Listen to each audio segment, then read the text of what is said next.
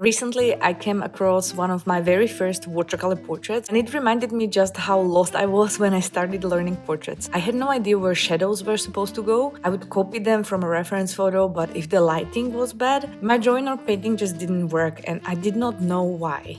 I know most beginners struggle with the same thing, but once that you understand face angles, simple structure, and shading, then everything starts making sense. And so in this video I want to show you how I study basic face angles in both pencil and in watercolor, so that by the end of this video you'll be able to not only draw faces from different angles, but also you'll understand shading. So let's get started.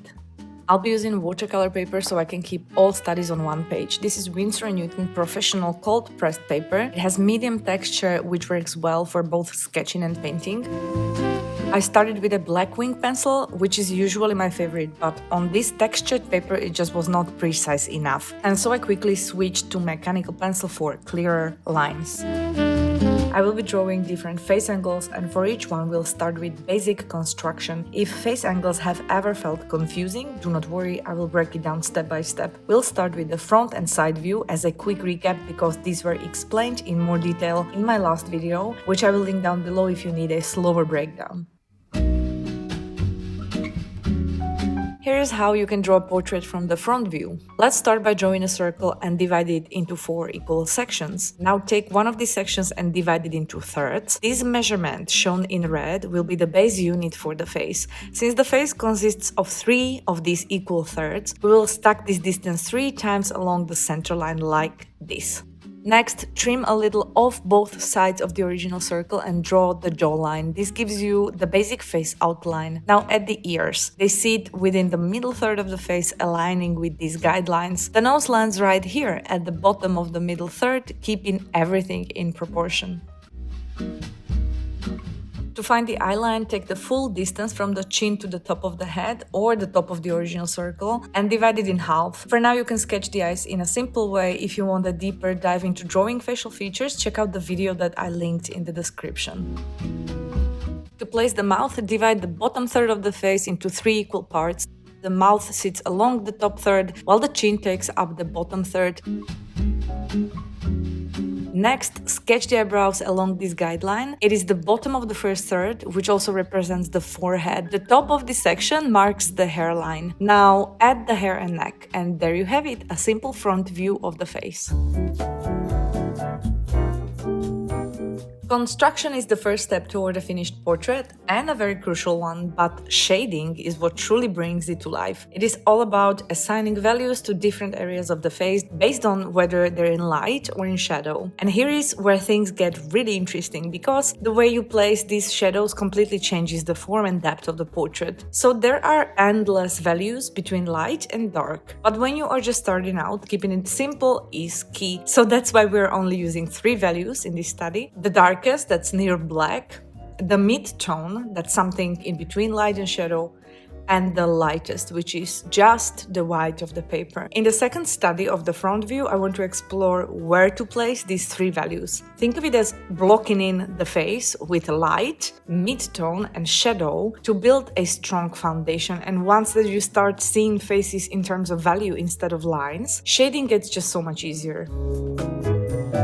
Shadows on a face follow a predictable pattern, and the easiest way to understand them is by looking at how light interacts with a simple sphere. Let's imagine a light source hitting the sphere from this angle. As the surface curves away from the light, it gradually falls into shadow. So first I block in this area with a mid-tone. Now, if we're working with 3 values, the darkest value represents the core shadow, the area that's farthest from the light. This is where the light no longer reaches, so we assign it the darkest shade.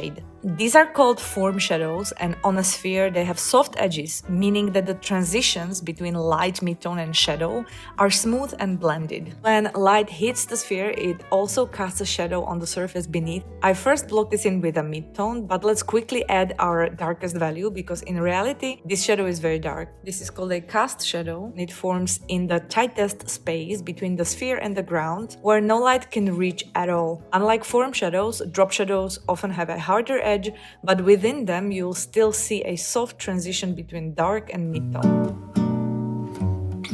Shading a face isn't that different from shading a sphere because the face is round and this basic light and shadow pattern repeats itself across many areas. The light in this short study is coming from front and slightly above, so we can start gradually assigning the mid-tone value. First I'll block in the hair. Depending on its color it will have a certain value except for the highlights, which will reflect the light completely and stay the lightest. Next I will block in the contours of the face and neck. These shadows reveal the overall roundness of the face, and since they're all form shadows we need to blend them smoothly.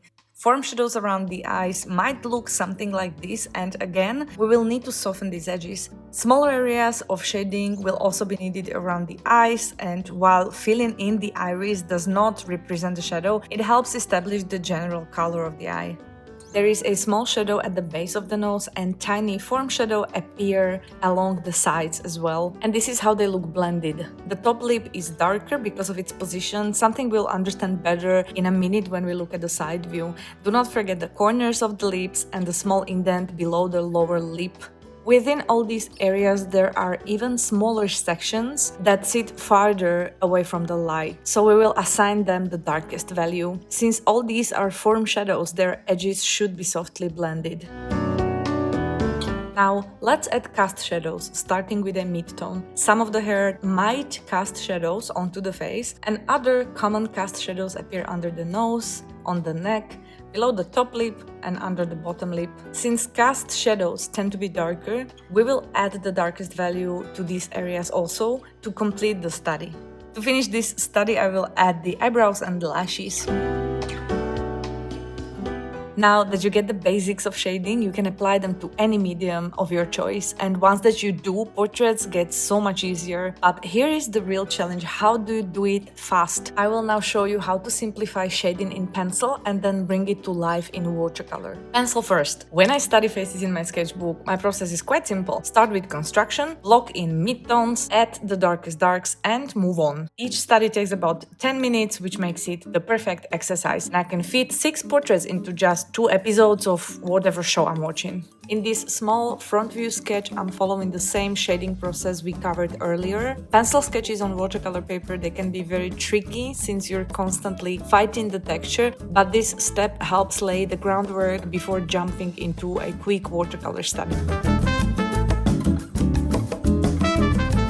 Now I will apply shading the same way, but this time in watercolor, which is my main medium, and honestly it's even faster than pencil. The way watered down paint naturally creates tonal gradients does half the work for you. And the best part, with the right strategies, watercolor not only makes shading easier, it makes portrait painting so much more fun. Let me show you. I'll be using Pearl Violet from Šminky Horadam along with 2 round brushes, one larger and one smaller. The key is to keep this process simple. It's just a small study. Don't even think of it as painting a portrait, instead treat it like a quick mapping of tonal values. I start with a mid-tone wash. This is just diluted watercolor. This first layer should be applied with plenty of water to keep it light and fluid. I apply the mid-tones following the tonal map we discussed earlier, but unlike in pencil where light areas stay white, here I cover them with clean water. This softens the edges of the mid-tones, creating smoother transitions. You can start adding the darkest darks even before the mid-tones dry. That's totally fine for this 10-minute study. In fact, a little bleeding can make it look even better. But if the darks spread too much into the light area, just lift the excess pigment with your brush. A good rule of thumb for watercolor is when painting mid-tone on a dry surface, use watery paint. But when adding darker values to a wet area, use thicker pigment always. This gives you more control over the bleeding. If you ever feel like there's too much water on the paper, just let it dry and add another layer of paint. I also use a clean damp brush to lift pigment and correct areas where I've overpainted. And here's the finished quick study of the front view of the face. Now that we've covered fundamentals, the rest of the angles will come together so much faster. If you've learned something new so far, feel free to like and subscribe. It really helps my channel. Now let's break down the side view, starting with construction, then shading, and finally a quick watercolor study. The side view is one of the most essential angles to learn, yet many beginners avoid it. But mastering it makes every other angle so much easier to draw. Here's the basic construction of the side view. Start with a circle and divide it into 4 equal parts, like before. The eyebrows will always align with the horizontal line at the center, so we can place them here. Around the eyebrows, the head is not perfectly round, it flattens slightly. You can also add the hairline, which always sits 1/3 of the way between the eyebrows and the top of the circle. This defines the first third of the face. Since we already covered the 3 equal face thirds in detail during the front view, I will just briefly mention it for the rest of the angles. The nose falls in the middle third, and in a side view it stands out more from the face. Every nose is unique, but for now just sketch a simple triangle to place it correctly. And if you'd like a dedicated tutorial on drawing noses in pencil and in watercolor, let me know in the comments. Now draw the bottom third of the face, the section where the mouth and chin will be. I start with a single guideline. In my pencil sketch I adjusted it slightly, but generally the chin does not reach the tip of the nose. This means that the line from the nose to the chin should have a slight downward incline. Now divide the bottom third into 3 equal parts and place the mouth. As we covered in the front view, the chin sits in the lowest third, while the upper third marks middle of the mouth. What is interesting is how the lips angle. The upper lip faces downward, while the lower lip tilts upward. There's also a small indent below the lower lip, which creates a cast shadow, just like we discussed earlier in the shading section. Let's place the eyes. Remember, they sit halfway between the top of the head and the chin. Next, add the jawline, which connects to the middle of the original circle. Behind it, we have the ears, which align with the middle third of the face, but sit slightly behind the jawline, something the side view reveals best. Finally, add the neck and the hairstyle, and there you have it, the side view is complete. For the second study, I mapped out the shading for this angle using pencil. I started with midtones in all areas that are not in direct light. Since the light is coming from the front and above, the cheek will be the brightest, while most other areas fall into mid-tone. For shading, use lighter pencil for mid-tones and a darker one for the deepest shadows. The darkest areas are always the most hidden from the light, like under the chin, where we can see the cast shadow, and in the lower part of the hair. I like to think in spheres whenever possible. Her braid, for example, can be imagined as stacked spheres, which helps with shading a lot. Small areas that are almost always darker include the space under the eyelashes, below the nose, the upper lip, and just below the lower lip. But the lower lip itself often stays quite light. Let's do the same in watercolor. This is a great preparation for painting larger portraits. I can't stress enough how much this practice helped me paint my portraits. The first layer will be watery, covering the areas that are not in direct light, while adding more pigment for the hair. Once the layer dries, I will go in with second, darker layer using a much drier brush. This helps me create a subtle texture, especially in the hair. Again, this exercise should not take you more than 10 minutes. Do not worry about likeness or perfect rendering. Just focus on mapping out the values.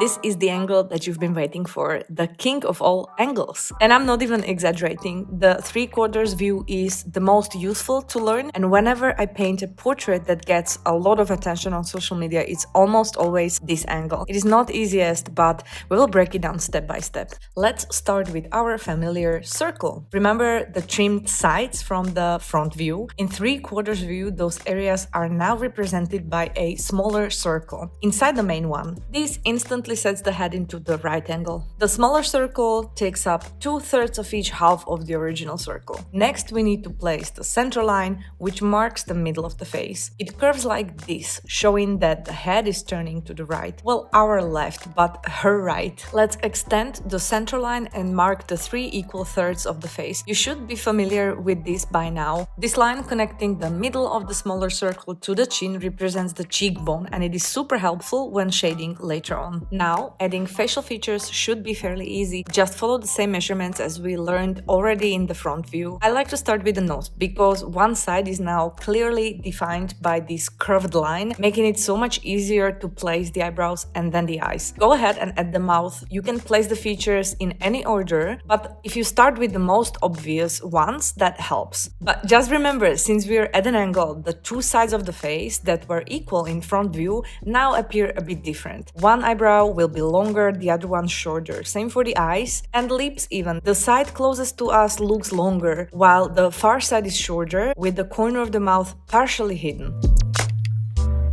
Adding the hair, neck, and then the ears completes the construction of the 3/4 view. When shading a 3/4 view, the light and shadow distribution is similar to the front view, but often, as light comes from one side, usually the side that's closest to us, this half of the face will be brighter. Half of the forehead and part of the chin will be in light, while the other side falls into mid-tone of shadow. The far side of the face is usually darker, except for a small highlight on the cheek, which catches a bit of light even in shadow. I think the most tricky thing to remember is that the face has a side plane. The part that we marked with a smaller circle, if you remember, this area should be in mid-tone. If left too light, the face can look very flat. I'll now create a quick watercolor study of this angle, applying shading just as we discussed, building up from mid-tones to darker values. One thing that I really struggled with was keeping a clean silhouette on the right side of the face. Just for the sake of completeness, I also included 3/4 view facing the opposite direction, turned to the right or her left. When practicing face angles, I've noticed something strange. I get weirdly comfortable drawing one side while the other feels totally awkward. Does that happen to you too? Let me know in the comments. Even though the construction is the same, just mirrored, I definitely find this angle trickier than the previous one.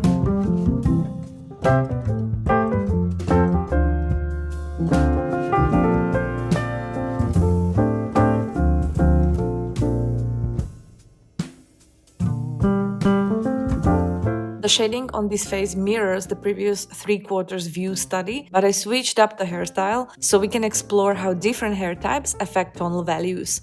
Not just hairstyles, any accessories on the head that you would want to draw act as a 3D object, so we need to observe them separately and adjust shading based on their form. One common challenge for beginners is focusing too much on individual hair strengths instead of seeing the hair as one larger shape that wraps around the head. Just like the face, it has areas that are in light and areas in shadow, and I truly hope that this makes sense. And now let's tackle one of the trickiest angles looking up. This one changes everything. Features shift, proportion distortion, and shading gets just more dramatic. But once you understand it, you will unlock a whole new level of portrait drawing. So let's break it down. This head will be looking up. Start with a circle and draw the center line of the face, but unlike standard angles, we can't rely on exact measurements for proportions. Instead, we have to eyeball them and adjust based on the specific reference. For extreme angles like this, observation becomes even more important. Trim both sides of the circle like we did in the front view, but this time place the chin much higher at the bottom. In this angle, the face shortens in perspective, making the proportions shift. The thirds of the face are no longer equal. The lower third, which is closest to us, appears longer. The middle third is shorter because it's farther away from us, and the top third, the forehead, is the shortest. Place the nose where it normally belongs, but from this angle we mainly see the wider bottom of the nose and the nostrils, which appear more open. Next, add the brows and eyes, but notice how the features are much closer together than usual. In fact, the tip of the nose often aligns with the eyeline, which feels unusual but makes for an interesting and dynamic angle to explore, definitely not boring. Now let's add the mouth. It quite dominates this angle. The chin takes up almost half the bottom third, while the lower lip appears larger due to the perspective as well. I will add the hairstyle next, and one last detail is the ears. They sit slightly lower than usual, though in my study they are barely visible.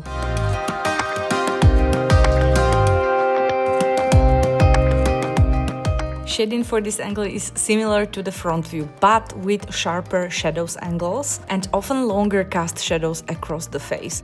One key difference though, while the front view usually has a dark cast shadow on the neck, in this angle more light can reach the neck area, making it noticeably brighter.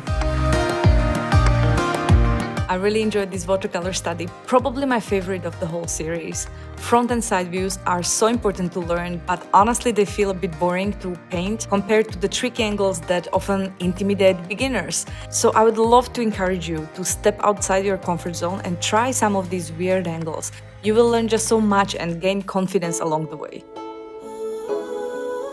The last angle is looking down, and don't you dare skip this. If you've made it this far, let's finish strong. Sketch the head again and notice how the three face thirds distort from this angle. This time the forehead is closest to us, making it appear larger, while the middle and lower third shrink in proportion. Now sketch the eyebrows and the eyes. They'll sit a bit closer together and the eyes themselves may appear less open from this angle. The nose is also shortened in perspective, sitting closer to the eyes than usual. The mouth will appear slightly shorter, and depending on how steep the angle is, the chin might be barely visible. From this angle, the upper part of the head and hairstyle becomes more visible, meaning there's a lot more hair to draw and paint. Also, the ears shift higher in this angle, aligning more with the eyebrows and eyes rather than the nose. Shading can be also similar to the front view, but with a few key differences. Since the head tilts downward, the upper part catches much more light, while the cast shadow under the chin becomes stronger. Also, in a standard front view, the chin usually gets quite a lot of light, but here it is more occluded and falls more into shadow. Next up, I'm painting a special monochrome watercolor portrait, so stay tuned. You can hit like and subscribe, and I will see you in the comment section. I'll be also sharing slower, in-depth tutorials on Patreon. Huge thanks to all my patrons for their support. And well, I will see you, and I will see you soon. Bye.